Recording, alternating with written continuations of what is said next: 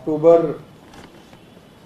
का महीना है और ऐसी खबरें अब आ रही हैं कि आसपास के राज्यों में, पंजाब, हरियाणा, उत्तर प्रदेश में किसान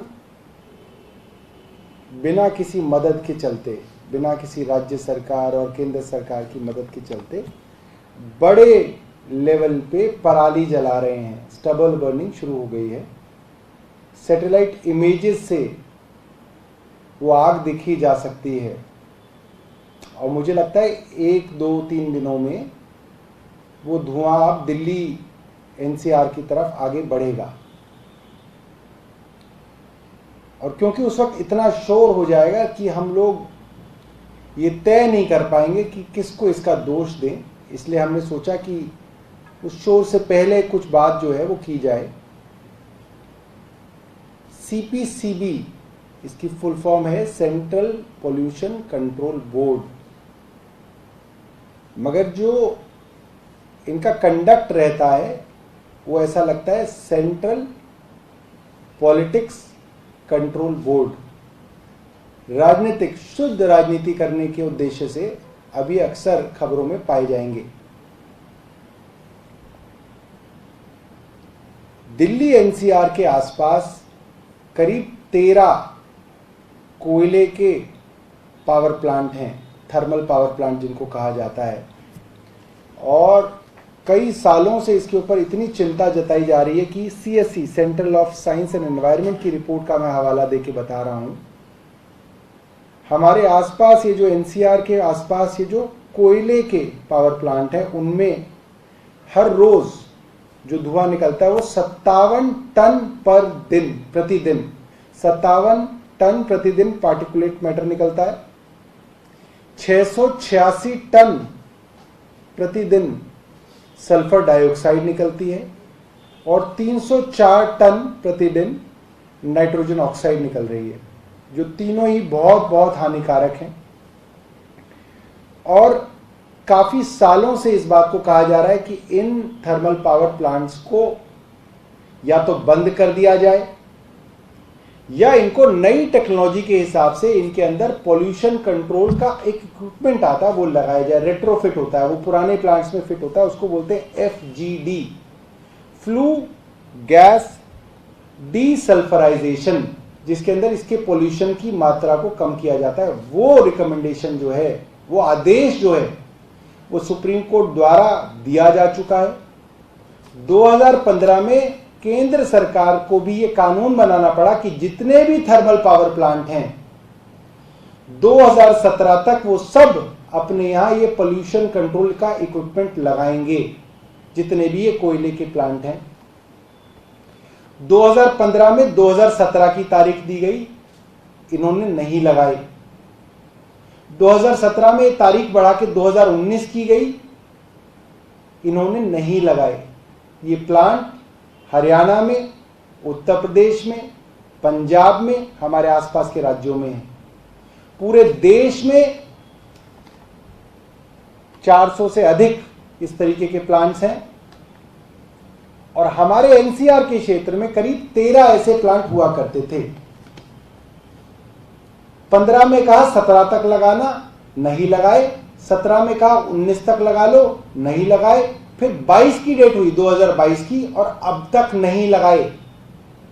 और अब यह कहा जा रहा है कि इसको 2024 तक डेट बढ़ा दिया जाए क्योंकि ये अभी तक नहीं लगे हैं।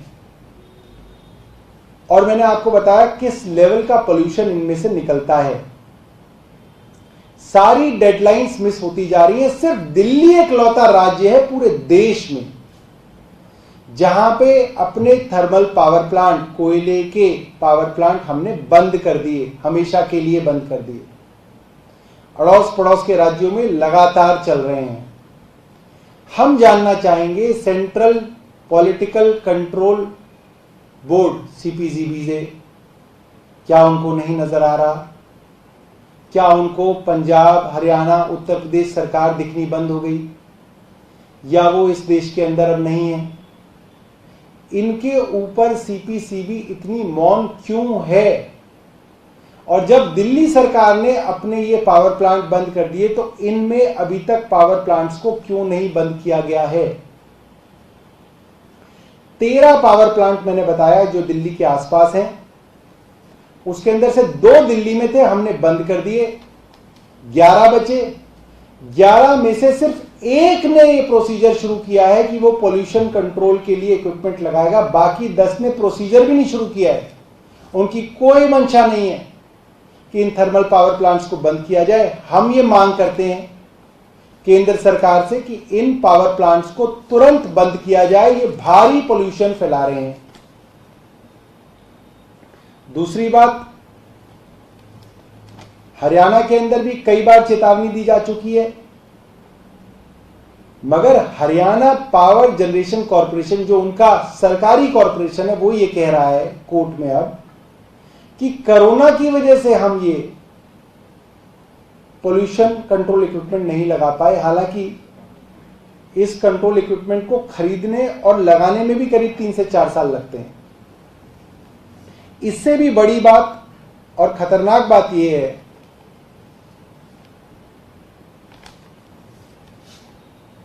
केंद्र सरकार ये डेडलाइन कई बार बढ़ा चुकी है।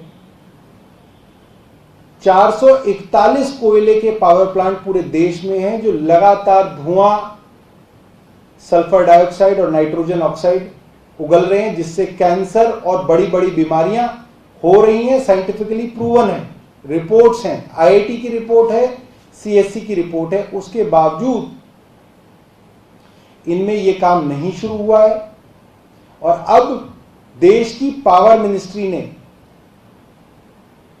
हमारे देश की एनवायरमेंट मिनिस्ट्री को दोबारा ये रिक्वेस्ट की है कि ये डेडलाइन बढ़ा के 2024 कर दी जाए। और शर्म की बात इतनी है कि पावर प्लांट बंद करना तो बहुत बड़ी बात है हमारे देश के अंदर। इन पावर प्लांट्स के अंदर जो कोयला जाता है, ट्रेन से जाता है और ट्रकों से जाता है, उस कोयले के ऊपर तिरपाल लगाने के लिए एनजीटी का ऑर्डर किया था कि इसके ऊपर कम से कम तिरपाल से तो ढको इसको। ट्रक आते ले जाते, खूब कोयला हवा में उड़ाते हुए ले जाते हैं, जिससे लोगों को कैंसर हो रहा है।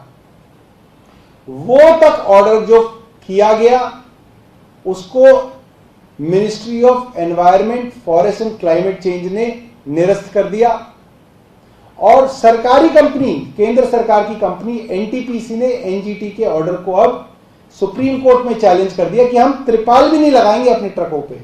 थर्मल पावर प्लांट बंद करनी तो बहुत बड़ी बात है। इसके अलावा जो दूसरा बड़ा सोर्स ऑफ पोल्यूशन माना जाता है वो है ईंट के भट्टे, जो साल में करीब 5-6 बार 24 घंटे 7 दिन हफ्ते के चलते हैं। हमारी जानकारी है कि सिर्फ एनसीआर क्षेत्र में, दिल्ली में नहीं है, सिर्फ एनसीआर क्षेत्र में गाजियाबाद, नोएडा, गुड़गांव, करीब 2,25,000 ऐसे ईंट के भट्टे चल रहे हैं जिनको डेडलाइन दी गई थी कि आप इसको नई टेक्नोलॉजी के हिसाब से कन्वर्ट कर लें। एक जिगजैग टेक्नोलॉजी बताई जाती है ताकि इनका पोल्यूशन कम हो जाए। हमारी जानकारी है ज्यादातर ने अभी तक कोई ऐसी टेक्नोलॉजी नहीं लगाई है और हरियाणा और उत्तर प्रदेश के पोल्यूशन बोर्ड्स के भ्रष्टाचार के चलते और एडमिनिस्ट्रेशन की मिलीभगत के चलते ये सारे के सारे ईंट के भट्टे आज भी चल रहे हैं और CPCB, central political control board, को ये नजर नहीं आ रहा है। 2 दिन बाद जब हाहाकार दिल्ली के अंदर फैलेगा तो सब कहेंगे कि दिल्ली के अंदर पोल्यूशन इसलिए है क्योंकि धूल उड़ती है, दिल्ली में पोल्यूशन इसलिए क्योंकि गाड़ियां चलती हैं। धूल आज भी उड़ रही है, गाड़ियां आज भी चल रही हैं, सब कुछ आज भी वैसा ही है। 3 दिन बाद क्या बदल जाएगा ये आप लोग सोचिएगा। 3 दिन बाद सिर्फ ये बदलेगा कि पराली का धुआं दिल्ली आना शुरू हो जाएगा और ये जो हवा अभी आज साफ दिख रही है वो दोबारा से काली हो जाएगी। अगर आपका कोई प्रश्न है तो पूछ सकते हैं।